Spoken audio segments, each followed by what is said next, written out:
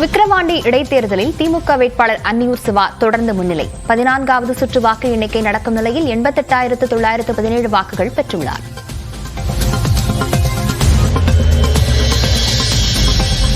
அண்ணா அறிவாலயத்தில் நடந்த கொண்டாட்டத்தில் பங்கேற்று தொண்டர்களுக்கு இனிப்பு வழங்கிய முதலமைச்சர் ஸ்டாலின்.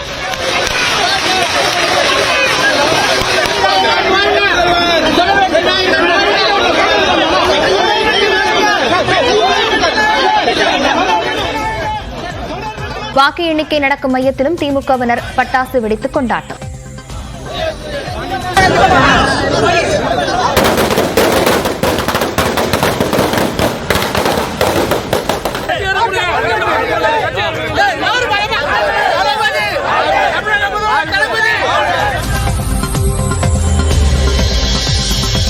விக்கிரவாண்டி இடைத்தேர்தல் முடிவு திமுகவின் 3 ஆண்டு கால நேர்மையான ஆட்சிக்கு கிடைத்த வெற்றி. திமுக அமைப்பு செயலாளர் RS பாரதி பேட்டி.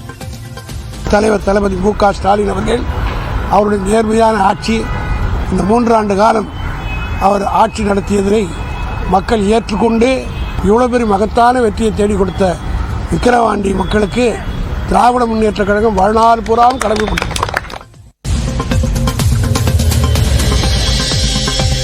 விக்கிரவாண்டி இடைத்தேர்தலில் மக்கள் முடிவை தலைவணங்கி ஏற்பதாக அண்ணாமலை பேட்டி. பாரதிய ஜனதா கூட்டணிக்கு வாக்களித்தவர்களுக்கு நன்றி என்றும் பேச்சு.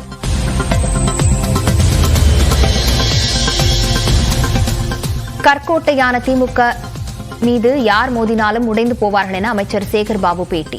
தனது உயரம் தெரியாமல் சீமான் பேசி வருவதாகவும் கடும் விமர்சனம். சீமானை பொறுத்தளவில் ஏதாவது காய்ஞ்ச மரத்தில் தான் கல்லடிப்படும், அதுபோல் அவர் தொடர்ந்து வாய்க்கொழுப்பு எடுத்துக்கொண்டு பேசி வருகின்றார்.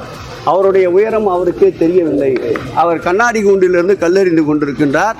திராவிட முன்னேற்ற கழகம் கற்கோட்டை திரும்ப தாக்க வேண்டும் என்று நினைத்தால் அவர் தாங்க மாட்டார்.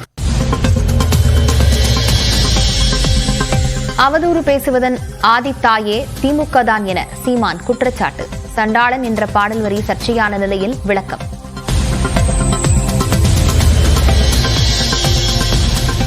பஞ்சாபின் ஜலந்தர் மேற்கு தொகுதி இடைத்தேர்தலில் ஆம் ஆத்மி வெற்றி. பாஜக வேட்பாளரை விட 37,325 வாக்குகள் அதிகம் பெற்றார் ஆம் ஆத்மியின் மொஹிந்தர் பகத்.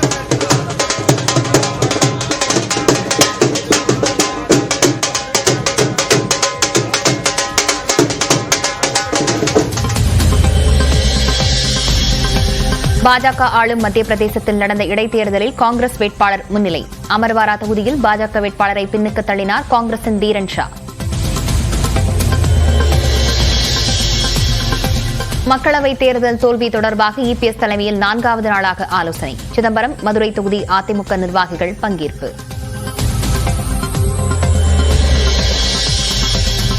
சென்னை மணப்பாக்கம் அருகே அடையாறு கரையை வளப்படுத்தும் பணிகளை ஆய்வு செய்த தலைமைச் செயலாளர். வடகிழக்கு பருவமழை தொடங்கும் முன்பாக அனைத்து பணிகளையும் முடிக்க உத்தரவு.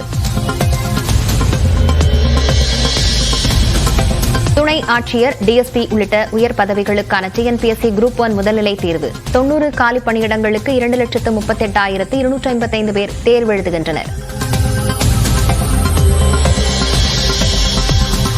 கிரி விதிகளை பழனி கோயில் நிர்வாகம் கட்டுப்பாட்டில் வழங்கியதற்கு வணிகர்கள் எதிர்ப்பு. கடைகளை அடைத்து போராட்டத்தில் ஈடுபடுவதால் கோயிலுக்கு வந்த பக்தர்கள் தவிப்பு.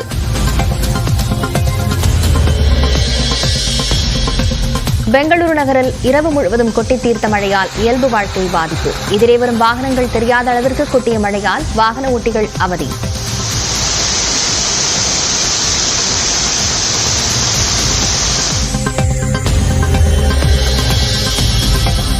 விம்பிள்டன் கிராண்ட் ஸ்லாம் அரையிறுதியில் இளம் வீரர் முசேட்டியை வீழ்த்தி இறுதிக்குள் நுழைந்தார் ஜோகோவிச்.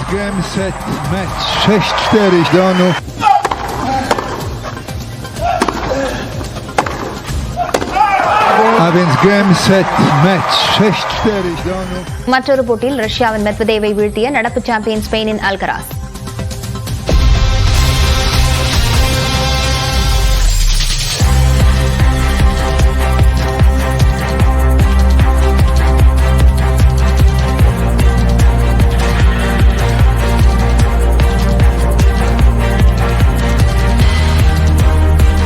செய்தியை பார்த்து வருகிறோம். விக்கிரவாண்டி இடைத்தேர்தலில் 50,000 வாக்கு சதவீதத்துக்கு மேலாக திமுக வேட்பாளர் முன்னிலை வகித்து வருகிறார்.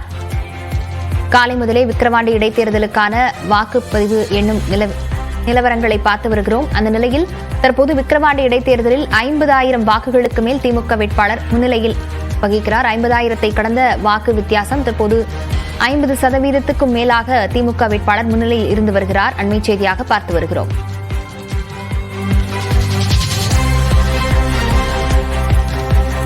விக்கிரவாண்டி இடைத்தேர்தலில் 50,000 வாக்குகளுக்கு மேல் திமுக வேட்பாளர் முன்னிலை பெற்று வருகிறார். வாக்கு எண்ணும் பணி நடைபெற்று வரும் சூழலில் தற்போதைய நிலவரமாக 50,000 வாக்குகளுக்கு மேல் திமுக வேட்பாளர் முன்னிலையில் இருந்து வருகிறார்.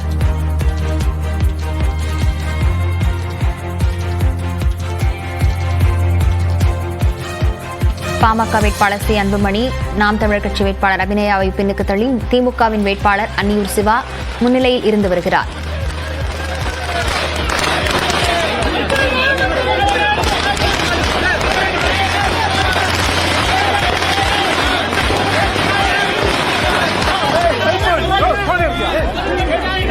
விவரங்களுடன் செய்தியாளர் கோகுல் இணைந்திருக்கிறார். கோகுல், தற்போது எவ்வளவு வாக்கு வித்தியாசத்தில் அவர் முன்னிலையில் இருக்கிறார்? விவரங்களை பதிவு செய்யலாம். 15 சுற்றுகளுடைய வாக்கு எண்ணிக்கை நிலவரம் தற்பொழுது கிடைக்கப்பட்டிருக்கிறது. திமுக வேட்பாளர் பாமக வேட்பாளரை விட ஏறக்குறைய 51,707 வாக்குகள் பெற்றிருக்கிறார்.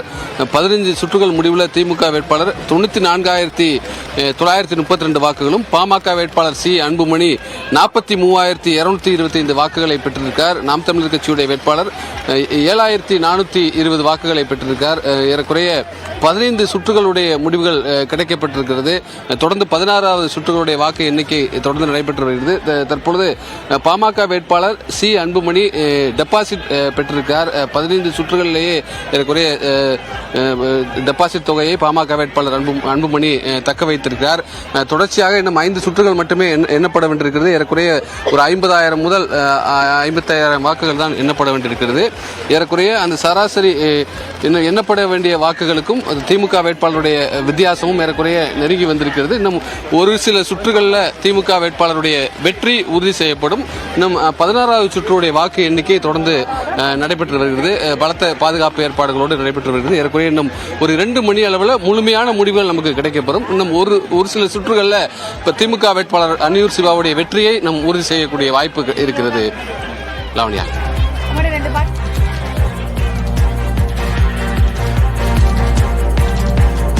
51,000 வாக்கு வித்தியாசத்தில் திமுக வேட்பாளர் முன்னிலையில் இருந்து வருகிறார். விக்கிரவாண்டி இடைத்தேர்தலில் பாமக வேட்பாளர் டெபாசிட் பெறுவதை உறுதி செய்திருக்கிறார். அண்மை செய்தியாக பார்த்து வருகிறோம். 15வது சுற்றில் 43,225 வாக்குகள் பெற்றிருக்கிறார் பாமக வேட்பாளர் சி அன்புமணி. விக்கிரவாண்டி இடைத்தேர்தலில் டெபாசிட் பெறுவதற்கு 32,000 வாக்குகள் தேவைப்பட வேண்டிய சூழலில் அதனை கடந்து பாமக வேட்பாளர் அன்புமணி டெபாசிட் பெறுவதை உறுதி செய்திருக்கிறார்.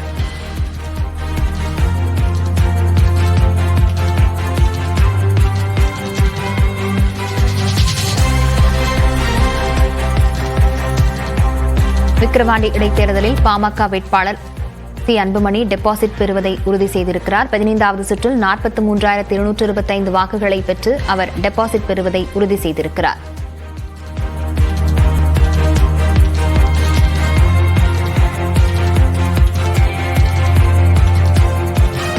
விக்கிரவாண்டி இடைத்தேர்தல் வாக்கு எண்ணும் பணியானது காலை 8 மணி முதல் தொடங்கி வரக்கூடிய சூழலில் 15வது சுற்று வாக்கு நிலவரங்கள் தற்போது பார்த்து வருகிறோம். அந்த வகையில் 50,000